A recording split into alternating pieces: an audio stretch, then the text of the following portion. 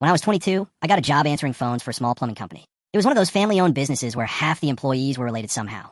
The owner, Rick, treated everyone like old friends, and most days were just scheduling repairs and dealing with angry customers yelling about broken water heaters. The strange part was my coworker Jenny. She'd worked there for years, but nobody really knew anything about her. She never talked about family, never mentioned relationships, never added coworkers on social media. Every day, she came in exactly at 8:55, ate the same lunch, and left the second her shift ended. Still, she was nice. Quiet but nice. One afternoon, we got a call from an elderly woman saying someone from our company had entered her house without permission the previous night. She sounded terrified. Said a man in a company hoodie walked around her basement for 10 minutes before leaving when she threatened to call the police. Rick immediately checked our schedules. Nobody had been assigned to her address. At first, we assumed someone was impersonating the company. Then another call came in.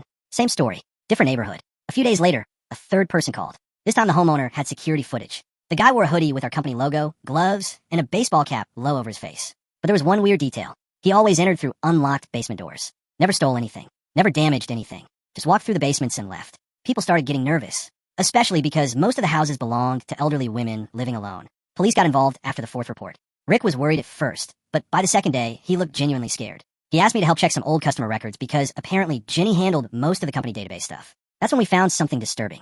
Every house the man visited had one thing in common. Jenny had personally scheduled their appointments months earlier. At that point, police searched her apartment immediately. And that's where the story got dark.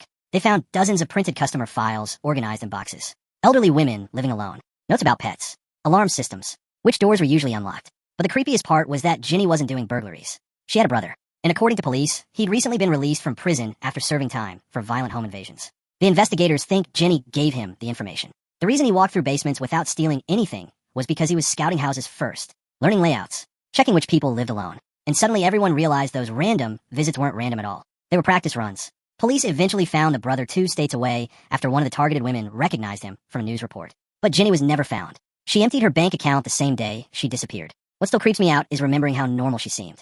I sat next to her for almost a year talking about TV shows and weekend plans while she was secretly helping someone choose targets.